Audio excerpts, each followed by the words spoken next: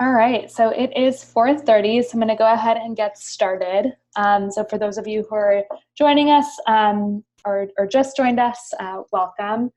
I always like to kind of think about why I'm doing something and to reflect on it beforehand. So just started out asking, like, what do you want to get out of this webinar?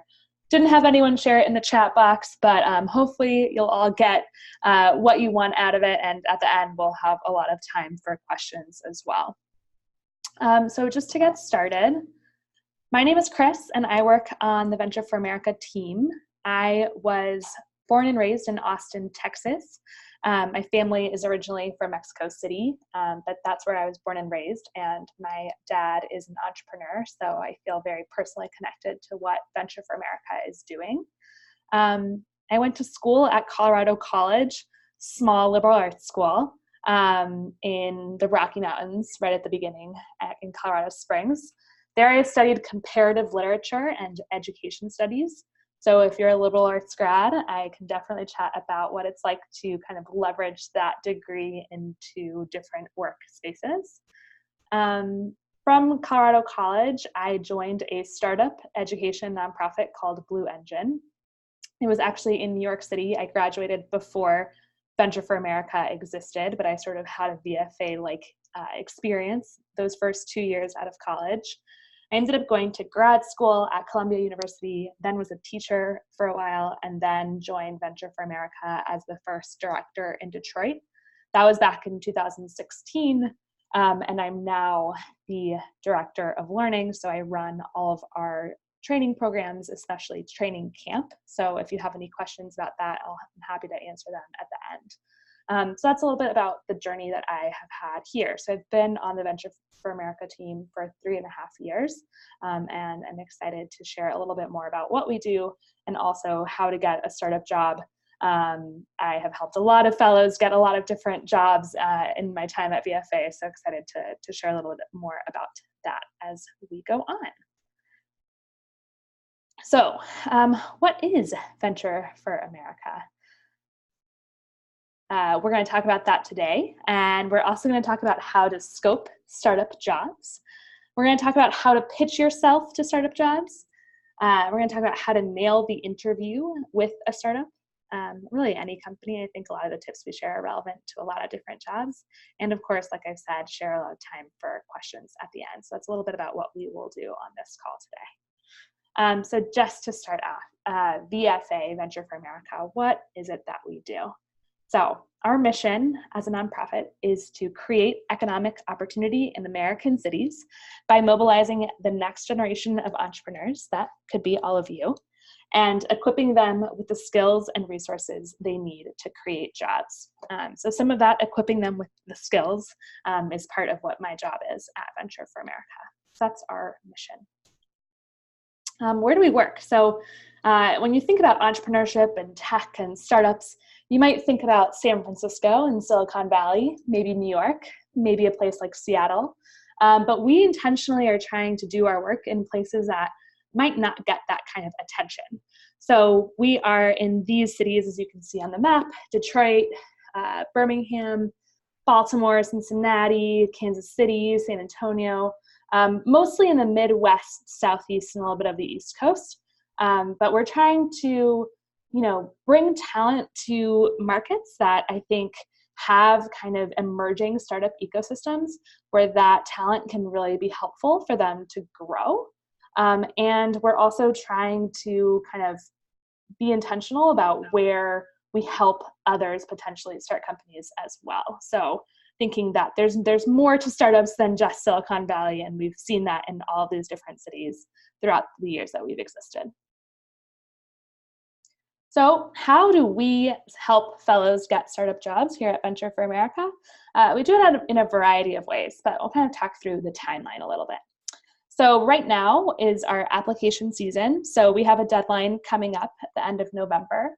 But we also have already admitted some fellows from the first deadline. So in the fall and winter, we're really thinking about how do we get folks ready for what will be kind of like a spring hiring process.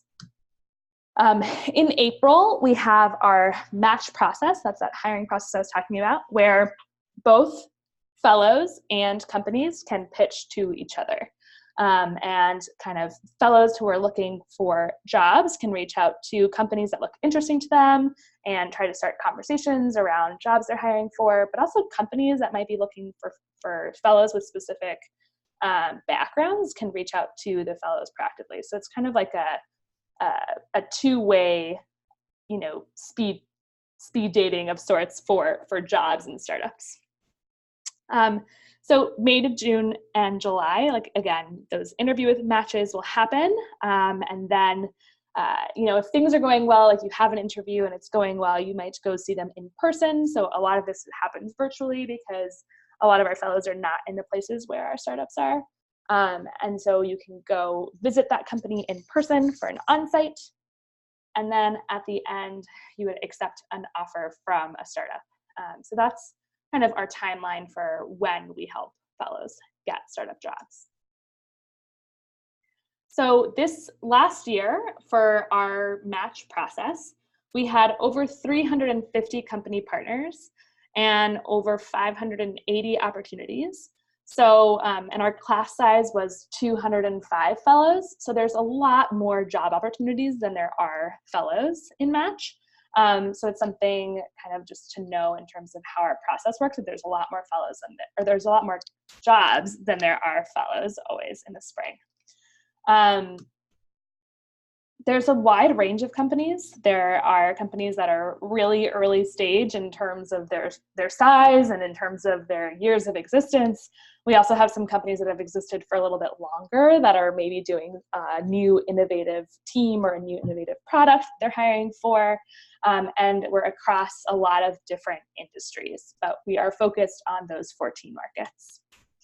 The top roles that existed in our match platform last year were operations, account management, sales, business development. Doesn't mean that we didn't have software development roles. It doesn't mean that we didn't have design roles. It just means that the majority of the jobs were in those kind of 4 buckets. Similarly, the top industries that we had were software, education tech, and healthcare. Again, though, like I know fellows who work at a hair product company called Natural Club. So it doesn't mean we didn't have companies that weren't in those industries. It's just that's where the majority of the companies were. I'm going to pause for a moment, see if there's any questions in the chat. Not seeing any, so I'm going to keep on going. So what do we provide fellows that they might not get otherwise, like without Venture for America? So there's a lot of different things. So one of them is that it's a private online job portal. So we have a job platform called Match, and it's only for VFA fellows and only for the companies that we have sourced in our cities. Another thing is that we help fellows get jobs through a lot of different ways, but one of them is that we provide reviews for your resumes. We do interview coaching, and I know that there are awesome kind of career offices that help with that sort of thing too. But we've been, helping, like we've helped over 1,000 people get jobs at startups. And so there's some stuff that I think that we can help specific to that type of job in terms of your resume and your interview. So I have a question about location. Thank you for that. I'm going to go ahead and actually pause on that and answer it at the end, but thank you for using that chat box. I appreciate it. So another thing that VFA does is that we provide or we host job fairs for our companies and for our fellows. So that happens typically in the spring, but that is something that we do, again, only for our fellows and our companies. And we also can provide direct introductions to companies. So like I said, we really know startups. We've been doing this. I mean, I've been working at VFA for 3.5 years, but we've existed for longer than that. We've helped over 1,000 people get jobs at startups. And so we feel like we can do a lot to help people work in that environment. So here's some examples of where people work. So we have Jin, who is a fellow in St. Louis. She works at a venture capital firm called 630. She's a venture analyst there. Graduated from UC Davis in 2018 with economics and international relations background. She's awesome, and I think kind of has been able to add a lot of value at a relatively small VC. We also have Salome Gulent.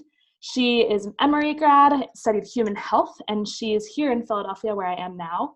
She's doing customer success at Natural Club, which is also a fellow-founded company. We also have Michael Fisher. He's a Stanford grad from 2019, management, science and engineering. He's in Charlotte, where he's a special projects lead at Care Club.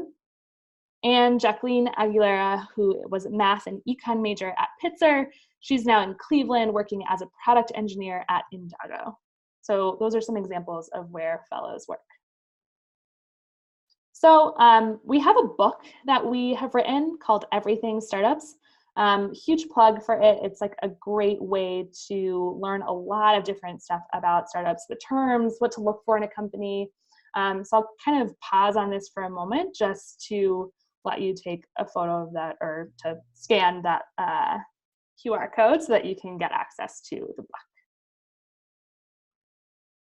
Okay, so talked a little bit about Venture for America. Next up, we're going to talk about how do you scope startup jobs. So how do you go from like, I think I want to work at a startup to actually thinking about what startup do I want to work for, what role, what industry, all of that.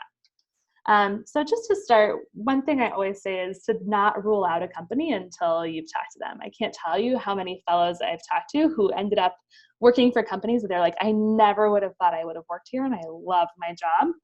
It's because they stayed open-minded, and I think that it's really critical to kind of do that going into any job search, is to be open-minded about it.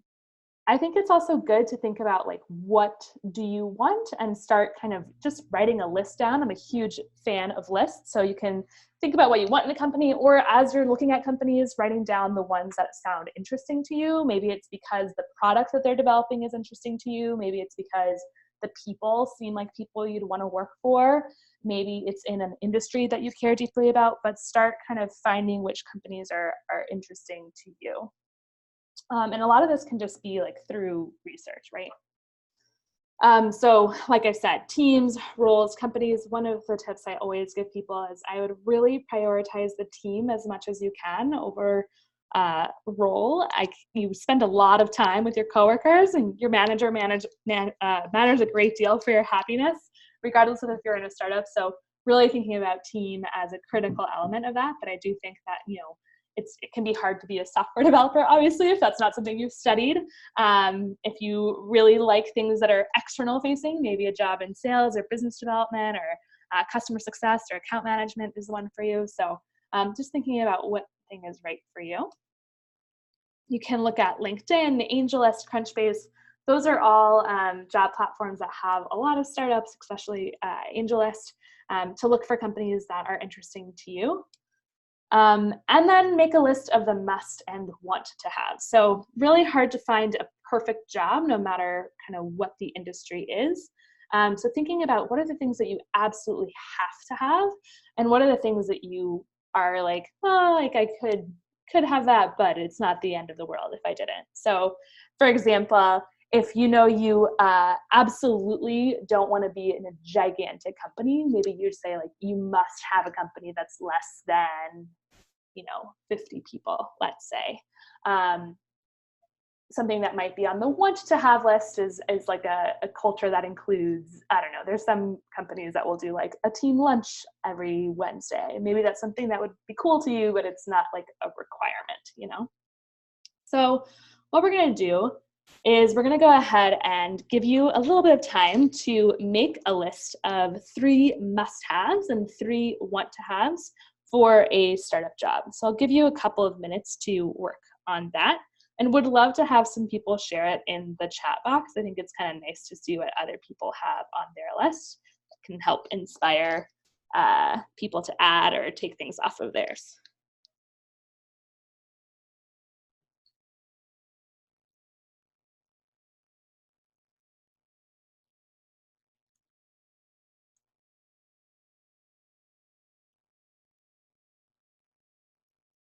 Do you want, a team with a lot of experience? Do you want to have a manager, or do you want to have a founder who's started a company before, like it's not their first time starting a company? Do you care a great deal about what the team makeup is. Like, for example, do you want to make sure that you're not the only woman on a team, or, you know, any number of those things? Like, what are those things that you absolutely must have in a job, or the things that you want to have, and really kind of being judicious about prioritizing those things. Love that, where you have suggestions. So must have the opportunity for growth in a company. So I might, you know, try to get you a little bit more narrow and think like, is that opportunity for growth for you, or do you want the company to be growing actively? And if it's for you, what, you know, what does that mean? Learning? Is it about promotion, etc.? Locality and working with a team. Nice. Like, a lot of companies are moving to remote cultures, right? Is that something you want to have or not? Those are really good things to think about.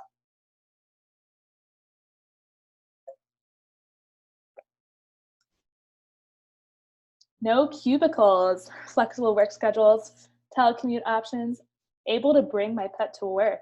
Now, I wish I could bring my dog to work every day. He's really wonderful, named Charlie, but I can't.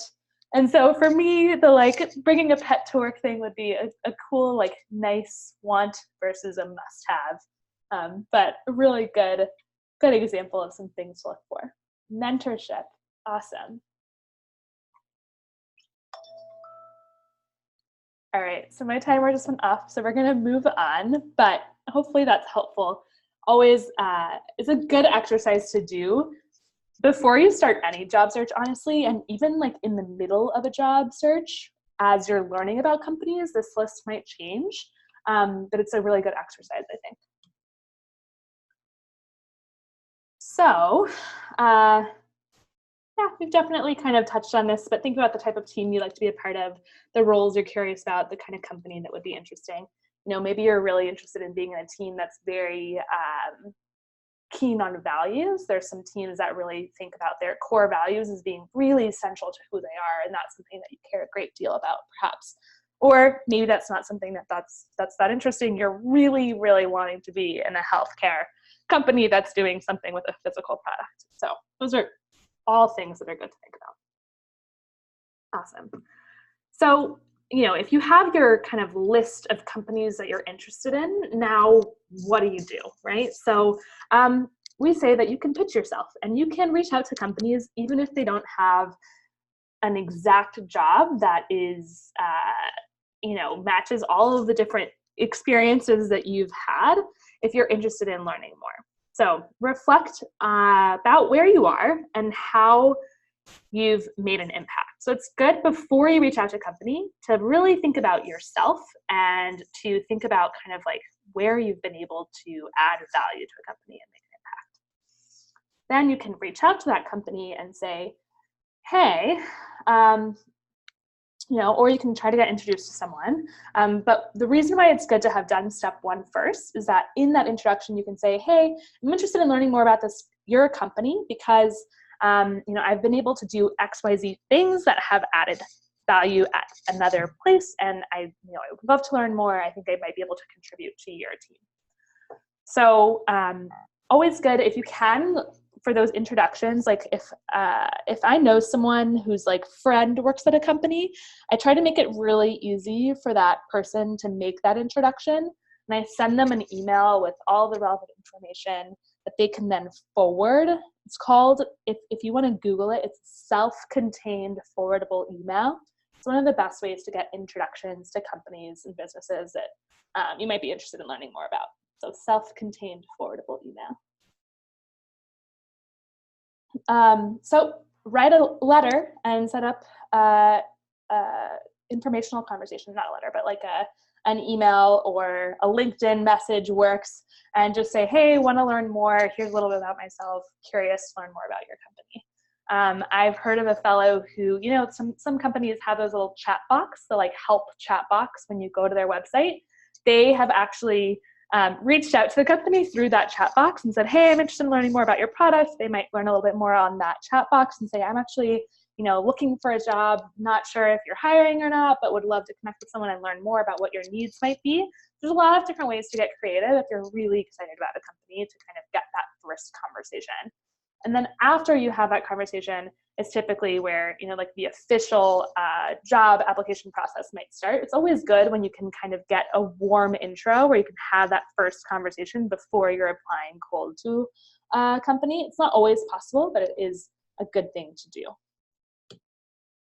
And when you are writing that cover letter, it's good to be specific and demonstrate excitement and understanding and explain your ability to contribute by being as concrete as you can be about the things that you've accomplished and directly linking them to what they're looking for in their company. So for example, if a company is hiring for someone who can be kind of like a generalist, jack of all trades type, if you can say, that you were in a student organization and as the chair of the fundraising events, you had to wear a lot of different hats and you had to plan events, but you also had to manage a budget and you also had to manage a team of volunteers. Like that shows that you can be that kind of like jack of all trades, Jane of all trades type, right? So being specific with examples is a really good thing to do. So you got to, send out that letter, pitch yourself. So in preparation for that, I'm going to go ahead and ask you to make a list of 3 organizations where you've made an impact. I said that example of maybe you're on a student organization and you're a fundraising chair and you've had to do a lot of different things. It could be for an internship. It could be for a job that you've had. But try to be specific about the impact you've made and how you actually made it. So the more specific, the better. I'm going to give you a little bit of time to do that. And I think you can think outside the box with this a bit. When I was in college at Colorado College, I was in charge of a mentorship program for at-risk middle school boys. And, I didn't have like super traditional internships over the summer. I was a camp counselor. I spent a lot of my time in the Canadian wilderness, actually. And so I know when I was approaching my job search, I felt kind of nervous that my experience wasn't relevant. But there were a lot of things that I had learned through both that extracurricular activity that I did in school and through my summer jobs. I had to manage people in both things. I had to navigate really different personalities. I had to come up with engaging programs for young people. I had to give and receive feedback with staff at the camp that I worked at. I had to maintain schedules for the volunteer program. So again, like being super specific can be really helpful, but I think everyone has done something that, you can kind of detail and how you've done it and what the impact was.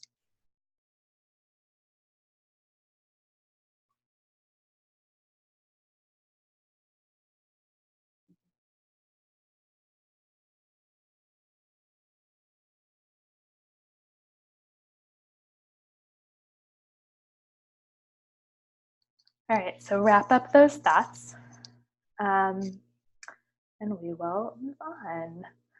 So I just want to call out one thing that I see in a lot of resumes and cover letters that are missing sometimes is that people might list out the things that they have done, but not necessarily the impact it has made. So for example, let's say you plan an event. That's awesome that you plan an event, but what's the impact that that event had? Did it raise a lot of money? Did it create 200 new volunteers? Did it engage a famous speaker, right? So, and then kind of that made the participants in the club more excited. So really thinking about that impact, I think, is really key. So I see another awesome question from someone who graduated in 2017. I'm going to hold on to that, and I'll definitely answer it at the end. So thank you very much for asking it. All right, so that's kind of the writing part, and then there's the interview. So for the interview, It's good to understand how you can help the company solve its problems and move the business forward. So it's really important to know kind of like uh, what are the problems the company is facing, and those are some of the things that you could ask in that kind of like first introductory call, and then think about how you can contribute to the business moving forward. It's also good to focus on what the company needs.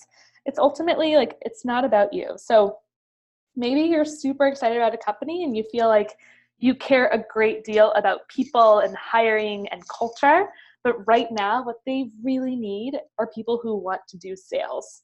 It's really important to keep in mind what the company needs and how you can help add value to what that need is. It's important, of course, to remember that attitude matters. Just showing like optimism and a positive attitude can help. Demonstrating honesty, curiosity, a hustler spirit, integrity, all of those things are super, super important. I'll give an example, a personal example that I had from when I was applying to a job at Venture for America that I eventually got, the director of Detroit position. When I was applying for that job, I was actually living in Missouri. And, they asked me, do you have connections in Detroit? Like, this is a job where having a really strong network in Detroit will be really helpful to you. Do you have any of those? And I said, no, because I did not. I knew one person in Ann Arbor. And so I really didn't have a network. And so I showed honesty in sharing that. I was able to then say, no, I don't have that network now, but I'm super committed to building it, and here's how I would do so. So really important to just be honest about the experience that you have and the experience you don't have. And then, of course, ask questions that help you understand the company and the role better. It's good to kind of think of the interview as a means of you interviewing the company as much as they are interviewing you.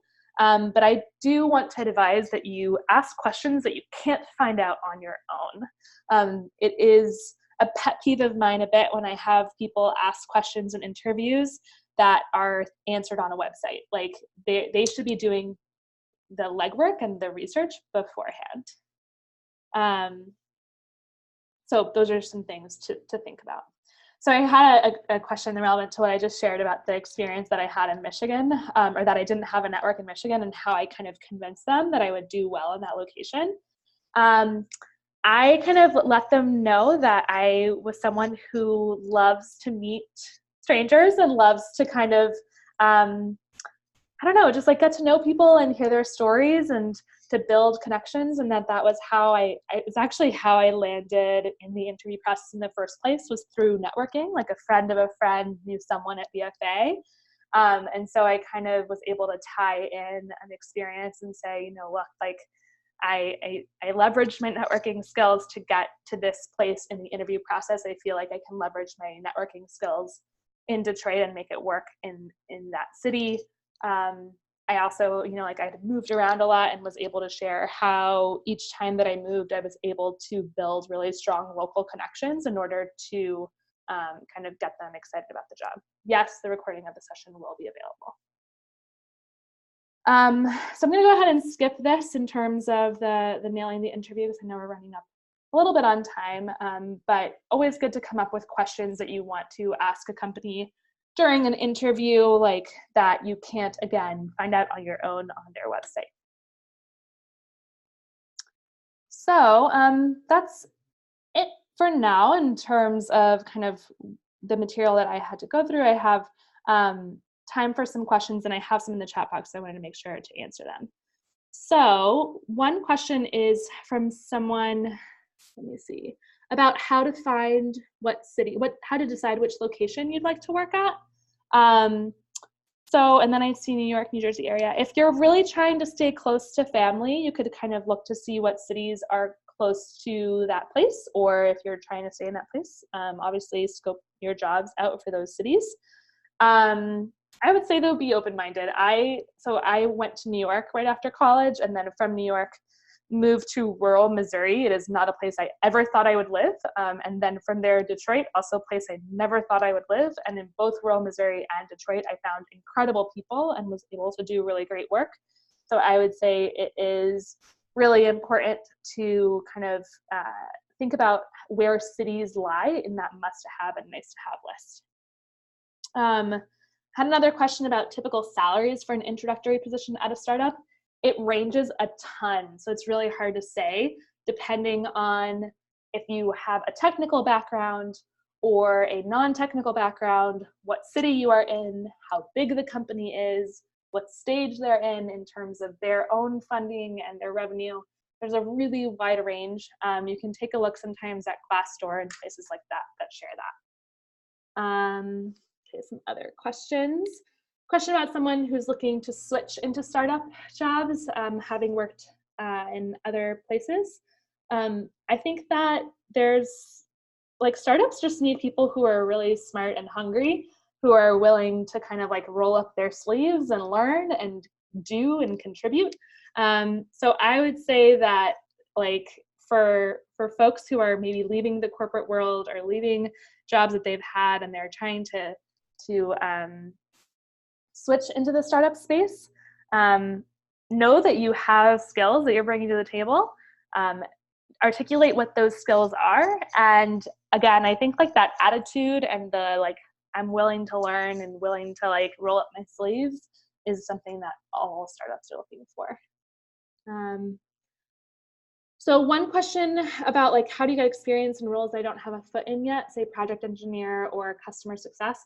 So I think like being willing to be at a more entry-level role for customer success to then climb up into a director of customer success role will help. Also, customer success can sometimes lead to like product management roles. So it's helpful to network and to talk to people who have gotten into those different roles and ask them like, hey, how did you do it? And learn from them. Another question is about how startup job interviewing is different than interviewing for established companies. It can sort of depend on the startup. Sometimes startups don't even have like a fully formed hiring process. And so it might feel like in your interview process, I think it might feel a bit like they're not as together and it's not as formal as a corporate setting. And I think it's probably because it's like true, you know what I mean? Like their interview process is reflecting their reality. So that's something that's different. I think also for startups, they want people who are going to contribute quickly. They often don't have the kind of like formal training process that other large firms have. So they want to make sure that you're like aware of the ambiguity and the challenges that might come with the role. Okay. Other questions?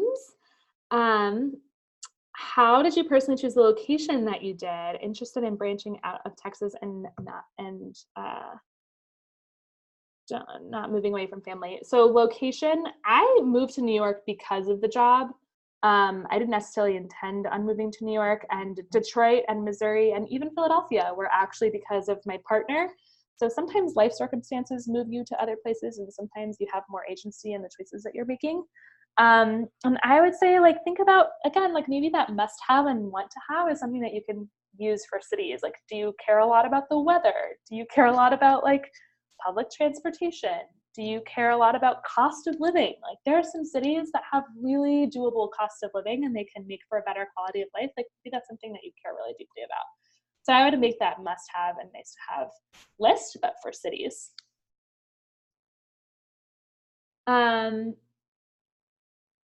So internship, summer term options for startups. I would just say that I would, for internships, sometimes startups don't have formal internships posted the way like large companies do. And that's where the pitch yourself piece that we talked about can come into play. So like, let's say you find out about a company that you feel like is really awesome and you are excited about what they're doing. They're in a city that you're interested in. You can try to figure out how to get an introduction to someone who works there. If you know someone who knows someone, great. And if not, just reach out to someone on LinkedIn and say, hey, I really love what you're doing. I think it's awesome. Here are some things that I've done. Would you be interested in having a 20-minute call? And like, would be curious about any internship opportunities. The worst that's going to happen is you're not going to hear back from them and you will have like lost 20 minutes of your time to write that email. But like, what if they answer and you get an internship? I think that that's awesome. And it shows that you're a self-starter when you do that. And so many companies are interested in that, I think, at a startup stage. There are sometimes programs that connect people with startups through different university settings for summer internships, but it's really school specific, I would say. And then I had someone asking about switching into startup as part-time. I honestly don't know that much about part-time work at startups because mostly I've been helping folks get jobs at startups for full-time jobs. It's a lot of answering your questions, and I want to make sure I'm getting everything. If you feel like I have not answered your question, please make sure to share it in the group chat. Hi. Yeah. Can I ask?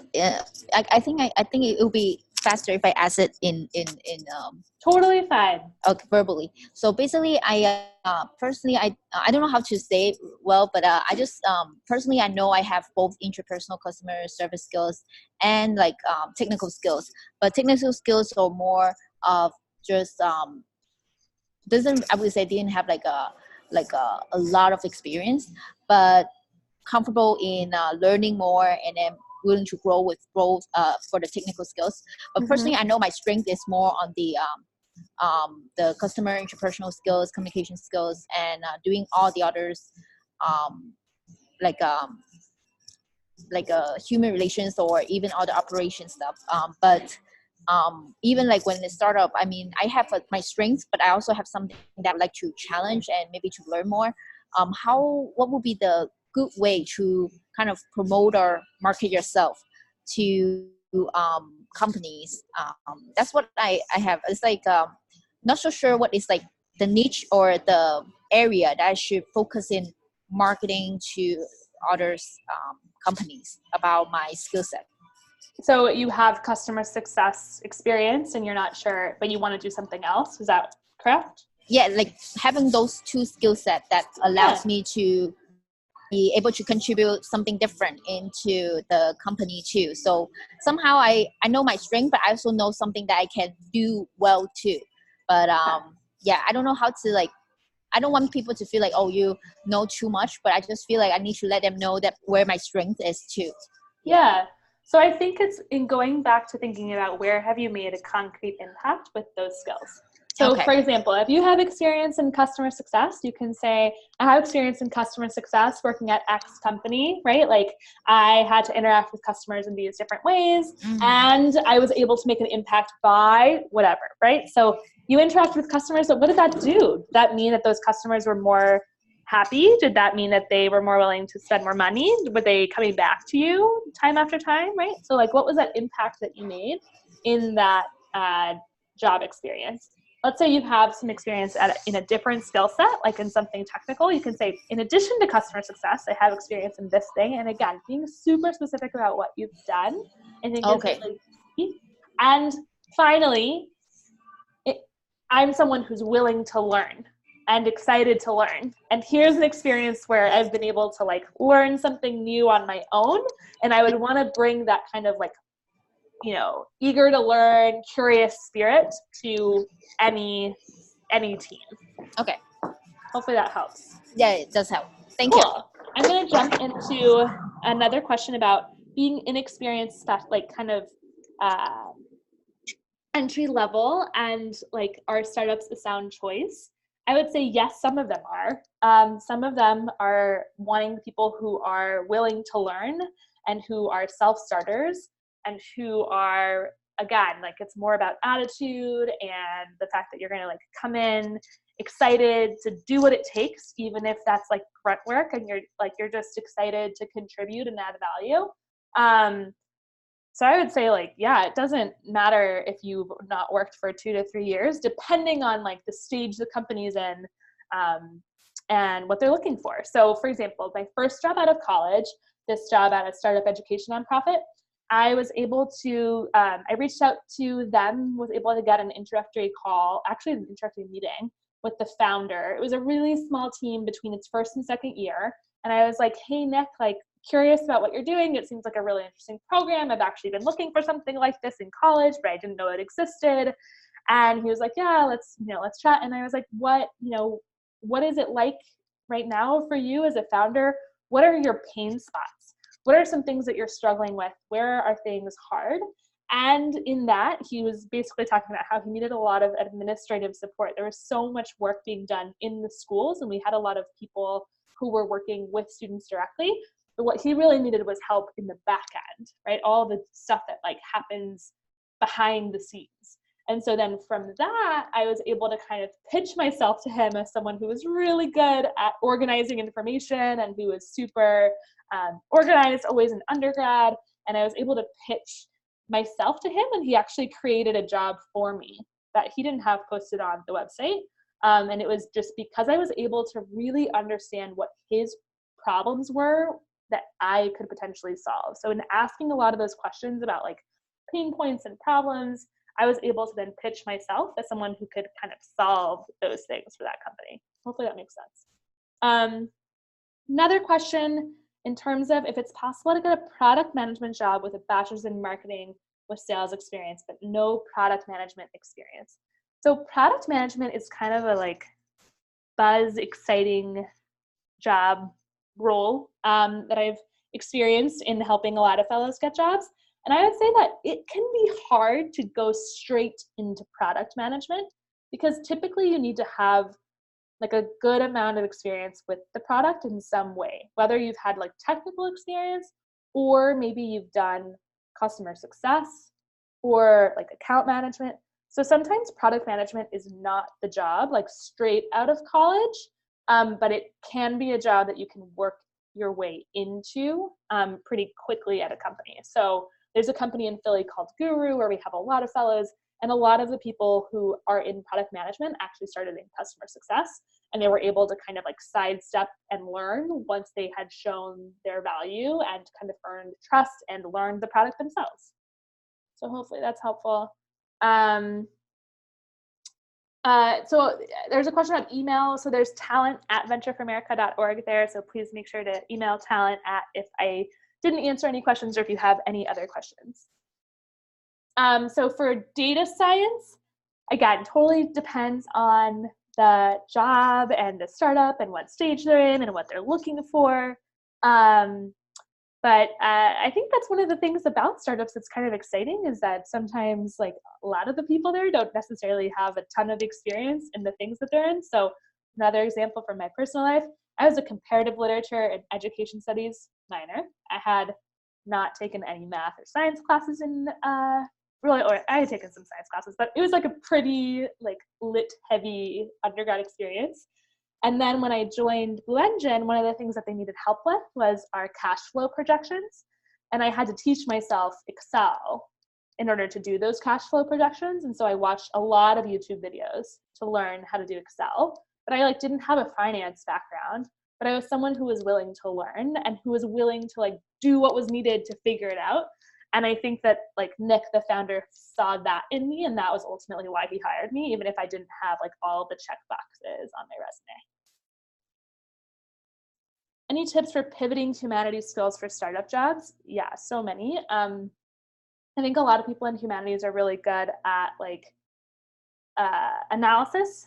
I think like writing, communication is needed no matter what job you're in. So, you know, definitely like pitching that. Also thinking about things outside of your major. A lot of companies and roles, like they might care about what your major is depending on the job, but like they might not. They probably care more about like what have you done. So like what have you done extracurricular? Like where have you actually like done things and made an impact, or in your internships and things like that. So I would worry less about your major and think more about like where have you added value. So hopefully that helps a little bit in terms of humanities skills. But again, like for me, from being a comparative literature major, I think I talked a lot about like learning to think, right? And learning how to communicate and articulate complicated thoughts into understandable, essays, paragraphs, whatever else. Like I think that was something that was key. Like learning to write, like I knew how to write really well from where I studied. And in my first job, a lot of what I was doing was communication stuff. I was like I was writing emails, I was doing some like website revamping, it was a lot of different stuff, so that like being able to communicate was really key. Any other questions from folks? Can I ask one last question? Sure. So you mentioned about impact earlier. Yeah. So I wonder as like if you like maybe some people might do certain jobs and it might not be like making any big impact, right? But you do make small impact to the people a little bit. Like it's not like you might be able to see like a impact that you make that is big enough that you can say, oh my god, like it's like it's really changed people's life. But the thing is I want to say like even small impact, does that like how you can really say it or express in a way even though it can be really meaningful to you but it might not seem to other, it could be an impact, you know, like sometimes like Yeah. how do you define impact, you know, like that's what How do you define impact? I would say like it depends on how you define it. I know I hate to put it back on you, but it's sort of true, right? So does one customer come back? Do 50 customers come back? Like those are all a lot more concrete things to me than just saying like I made an impact. Like I don't know what that means. Tell me about like the how. So the how is what matters. It doesn't, the size matters less. Articulating the how and like painting the picture in the person's mind on the other side of the table, I think is really important. So it's not always like about customers coming back or sales figures or whatever else. Like it can be about efficiencies, right? So like I was able to create a project plan for this event, which meant that, you know, in future years, they wouldn't have to start from scratch. That tells me what impact that person has made. This has to be concrete. It's less about the size. Hopefully that helps. So I just want to call out that we have a deadline coming up for Venture for America. So if you're interested in applying, if you're a senior, please make sure you apply. It is, I think, coming up towards the end of November. All the information is on our website in terms of the application process and how to become a fellow. I think there's a lot of advantages to being to working for a startup through Venture for America versus on your own. I think the program helps like provide additional support, that community of other people who are also working at startups, and you're able to like make a deeper impact in our cities. So we're not necessarily a community that's looking for folks who just want to like get rich and you know, like make it big. We're looking for people who really want to do meaningful work in a community of like-minded individuals in our cities. So we're a mission-driven nonprofit that's working with a lot of different startups in our cities. So please make sure you take a look at our website. So I believe the recording will be shared in an email after this is over. For a question about grad students, yes, you can apply. We do have a set of criteria in terms of when your undergrad graduation date was. So typically fellows are 3 years out of their undergrad graduation date. If that is not your case, you can kind of submit an appeal, and I think that's all laid out on the website. And the reason for that is I was talking about our match portal and our kind of process for helping folks get jobs. Most of the jobs that are in our match portal are for people who have 3 or less years of experience under their belt, and so we wouldn't want to let someone into our program that has like 10 years of work experience because we won't really help them find the right job. So that's kind of why we do that.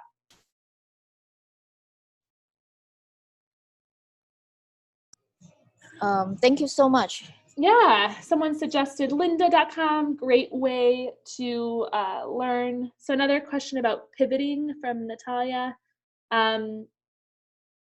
Do you mean pivoting from like one industry to another, or like corporates to startups? If you can help me. I think, yeah, the question rather was about the age. So you said the that age. it's more for undergrad. For people who Yes. are from another industry, and I have like less than 3 years of experience in data science, but I used to do journalism a lot. So I have like over 15 years of experience. Got it. Yeah. So I would take a look at our website, Natalia. There's some information on like about the fellow network and the fellowship experience. And if it sounds like it's right for you, I would email talent with your questions, and they'll be able to answer it more specifically to like your experience. Like if you have, like you worked in journalism for a while and then you switched into data science, and so like now you're interested in startups, like share all of that and they'll be able to answer the question kind of specifically for you. Okay, got it. Thank you. Yeah. Great. Any other questions? Great. So if you're looking to work for a startup and make an impact and join a community while doing so, definitely take a look at Venture for America. It is a competitive application process, but it's exciting. And so definitely would recommend taking a look. All right, so that's all. And I'll answer some questions that are lingering in the chat as well. Thank you.